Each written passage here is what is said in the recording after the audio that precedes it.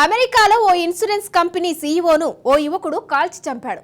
ఆ హంతకుడి అనూహ్యంగా మద్దతు పెరుగుతోంది. హంతకుడిని హీరో అంటూ అమెరికన్లు కొనియాడుతున్నారు.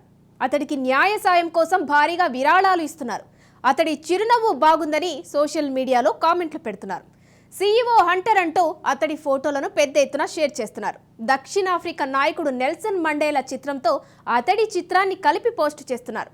ఎందుకు అమెరికన్లు హంతకుడిని హీరోగా కొనియాడుతున్నారు? నేరం చేసిన వ్యక్తిని నిందించడం బదులు ఎందుకు ప్రశంసిస్తున్నారు? హతుడిని వదిలి హంతకుడు లూయిజీ మాంజియోనీపై అమెరికన్లలో సానుభూతి ఎందుకు? Watch this story. అమెరికాలో హంతకుడు హీరోగా ఎలా మారాడు? హంతకుడిని మండేలాతో ఎందుకు పోలుస్తున్నారు? బీమా కంపెనీలపై అమెరికన్లలో ఆగ్రహం దేనికి? కఠినమైన అసౌకర్యమైన ఒక సంఘటన జరిగితే దానికి అనుకూలంగా ఎవ్వరూ మద్దతివ్వరు. కానీ హత్య, ఉగ్రదాడి వంటి కొన్ని ప్రత్యేక సంఘటనలు జరిగినప్పుడు మాత్రం ఖచ్చితంగా బాధితుల వైపే ఎవరైనా నిలబడతారు. కానీ ప్రతిసారి అలానే జరుగుతుందనుకుంటే పొరబాటే. అమెరికాలోని న్యూయార్క్లో వారం రోజుల క్రితం United Health care CEO Brian థామ్సన్ను కాల్చి చంపారు. అమెరికాలోనే అతిపెద్ద బీమా సంస్థకు అతడు అధిపతిగా ఉన్నాడు. థామ్సన్ను కాల్చి చంపింది ఓ 26 ఏళ్ల యువకుడు. అతడి పేరు లూయిజీ మాంజియోని. నిందితుడు ఎలా ఉంటాడో తెలిసినా పోలీసులకు మాత్రం అతడు దొరకలేదు. నిందితుడికి సంబంధించిన సీసీటీవీ ఫుటేజ్ పోలీసులకు లభించింది. అతడికి సంబంధించిన ఫోటోను ఆన్లైన్లో విడుదల చేశారు. ఎవరైనా అతడిని పట్టిస్తారని వారు ఆశిస్తున్నారు.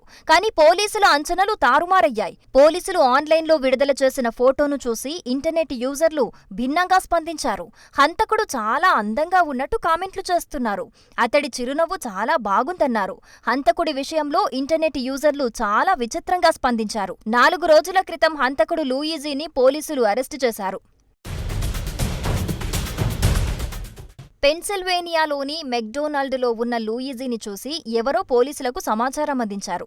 ఆ తర్వాత ఏం జరుగుంటుందో ఊహించండి. పెన్సిల్వేనియాలోని ఆ మెక్డొనాల్డ్పై ఇంటర్నెట్ యూజర్లు నెగిటివ్ రివ్యూలు ప్రారంభించారు. మెక్డొనాల్డ్లోని స్టాఫ్ను ఎలుకలు, పిచ్చివాళ్లంటూ విమర్శలు గుప్పించారు. ఎందుకు వారిపై విమర్శలంటే లూయిజీ సమాచారాన్నిచ్చింది మెక్డొనాల్డ్ స్టాఫే కాబట్టి. అయితే హంతకుడికి మద్దతు పలకడం ఇక్కడితో ఆగిపోలేదు. లూయిజీ వాడిన బుల్లెట్ కేస్ను ఇప్పుడు సోషల్ మీడియాలో తెగ షేర్ చేస్తున్నారు. డినై డీఫండ్ డీపోజ్ అంటూ ఆ బుల్లెట్ కేసు చిత్రానికి ట్యాగ్ చేస్తున్నారు. ఈ 3 పదాలను 2010లో ప్రచురించిన ఓ బుక్ టైటిల్ నుంచి తీసుకున్నారు. అమెరికాలోని ఆరోగ్య పరిశ్రమపై విమర్శిస్తూ ఆ బుక్ ను జాయ్ అనే వ్యక్తి రాశారు. ఆ తర్వాత కూడా అమెరికన్లు తమ తీరును మార్చుకోలేదు. డినై డిఫండ్ డీపోజ్ అనే పదాలున్న టీషర్ట్లను అమెజాన్లో భారీగా కొనడం ప్రారంభించారు. టీషర్ట్లతో పాటు మగ్లు, టోపీలు, గ్లాస్లు విపరీతంగా కొనుగోలు చేస్తున్నారు. వాటన్నింటిపైన ఆ 3 పదాలే ఉన్నాయి. అంతేకాదు సోషల్ మీడియాలో హంతకుడిపై సానుభూతి పెల్లుబూకుతోంది. సింపుల్గా చెప్పాలంటే ఇప్పుడు హంతకుడు హీరోగా మారిపోయాడు. మరీ దారుణమైన విషయమేంటంటే బీమా రంగానికి అండగా నిలిచిన నెల్సన్ మండేలా చిత్రాన్ని హంతకుడి చిత్రంతో కలిపి సోషల్ మీడియాలో పోస్టు చేస్తున్నారు. ఇక్కడ చనిపోయిన health care CEO Brian Thompson విలన్గా మారిపోయాడు. కొందరు మరీ దారుణంగా థామ్సన్కు సరైన శిక్షే పడిందంటూ కామెంట్లు చేస్తున్నారు. అమెరికన్లలోని అస్తవ్యస్తమైన భావాలు ఎలాంటి సంకేతాలనిస్తున్నాయి? సంఘటన ఏదైనా హింసను ఎప్పటికీ ప్రోత్సహించరాదు, క్షమించరాదు. ఒకరిని హతమార్చడంతోనే సమస్యకు ఎప్పటికీ పరిష్కారం లభించదు. ఈ సీఈఓకు భార్యతో పాటు 2 కుమారులున్నారు. కుమారుల్లో ఒకరికి 19 ఏళ్లు, మరొకరికి 16 ఏళ్లు. అమెరికన్ ఇన్సూరెన్స్తో ఆ కుటుంబానికి ఏ మాత్రం సంబంధం లేదు. ఆరోగ్య శాఖ సంస్కరణల గురించి ఆ కుటుంబానికి తెలియదు. కానీ వారి తండ్రి మాత్రం చనిపోయాడు. ఇదేమీ సంబరాలు జరుపుకోవలసిన సందర్భం అస్సలు కాదు. బ్రయాన్ థామ్సన్ను హత్య చేయటంతో అమెరికన్ బీమా వ్యవస్థపై అందరిలోనూ కొన్ని సందేహాలు మొదలయ్యాయి. 10 భారీ ఆయుధాలు వచ్చే దేశాల్లోని హెల్త్ కేర్పై ఓ సర్వే బయటికొచ్చింది. అందులో అమెరికా 10వ స్థానంలో ఉంది. 53% మంది అమెరికన్లు తమ ఆరోగ్య బీమాను ఏమాత్రం ఇష్టపడటం లేదు. ఆరోగ్య బీమాను అమెరికన్లు వ్యతిరేకించడానికి ఎన్నో కారణాలున్నాయి. అమెరికాలోని చాలా బీమా సంస్థలు పరిశీలన ప్రక్రియను ఉపయోగిస్తాయి. దీనిని ముందస్తు తనిఖీలుగా ఆయా కంపెనీలు చెబుతున్నాయి. వైద్యానికి లేదా చికిత్సకు సూచించిన వైద్యంపై బీమా కంపెనీలు అమెరికాలో వెంటనే ఆమోదించవు.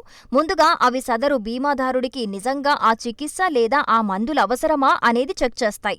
ఆ తర్వాతే వాటికి నిధులను చెల్లిస్తాయి. తమకున్న ముందస్తు తనిఖీ అధికారాలను బీమా సంస్థలకు దుర్వినియోగం చేస్తున్నాయి. ముందస్తు తనిఖీ అధికారులను 2022లో 4,60,00,000 సార్లు బీమా సంస్థలు దుర్వినియోగం చేశాయి. 2019లో 3,70,00,000 సార్లు దుర్వినియోగం జరిగింది. ఈ బీమా కూడా సాధారణ ప్రజలకు కేటాయించింది కాదు. ఈ ఇన్సూరెన్స్ 65 ఆపై వయస్సున్న వాళ్లకు కేటాయించింది. ప్రత్యేక వైకల్యం ఉన్నవారు కూడా ఉన్నారు. ఒకవేళ ఈ ముందస్తు తనిఖీలు చేసినా కంపెనీలు బీమాను మంజూరు చేస్తాయన్న గ్యారంటీ లేదు. బీమా కోసం వచ్చిన వినతులను 9% బీమా కంపెనీలు తిరస్కరించాయి. బీమా కంపెనీల ముందస్తు తనిఖీలతో చాలా సమయం వృధా అవుతుంది. బీమా కంపెనీల తనిఖీల కారణంగా చికిత్స ఆలస్యమవుతోందంటూ 94% వైద్యులు ఆందోళన వ్యక్తం చేస్తున్నారు. బీమా పరిశీలనలతో రోగులు చికిత్సకు దూరమవుతున్నట్టు 78% మంది డాక్టర్లు చెబుతున్నారు. బీమా అనుమతులు సకాలంలో రాకపోవటంతో రోగులను మరింత దారుణ స్థితిలోకి నెట్టివేయబడుతున్నట్టు 25% మంది వైద్యులు ఆవేదన వ్యక్తం చేస్తున్నారు. ఆన్లైన్లో వెతికితే అమెరికాలో చికిత్సకు సంబంధించిన ఇలాంటి కథనాలు చాలానే కనిపిస్తున్నాయి. చాలా వరకు డాక్టర్లు సూచించిన మందులు, చికిత్సను బీమా కంపెనీలు తిరస్కరిస్తున్నాయి. అందుకే ఇన్సూరెన్స్ కంపెనీలపై అమెరికన్లలో తీవ్ర ఆగ్రహం నెలకొంది.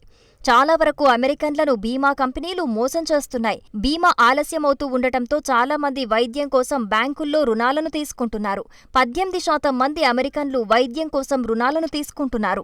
ఇలా వైద్యం కోసం తీసుకున్న రుణాలు మొత్తం $22,000 కోట్ల చేరుకున్నాయి. అయితే ఈ సమస్య అమెరికాకు మాత్రమే చెందినది ఎంతమాత్రమూ కాదు.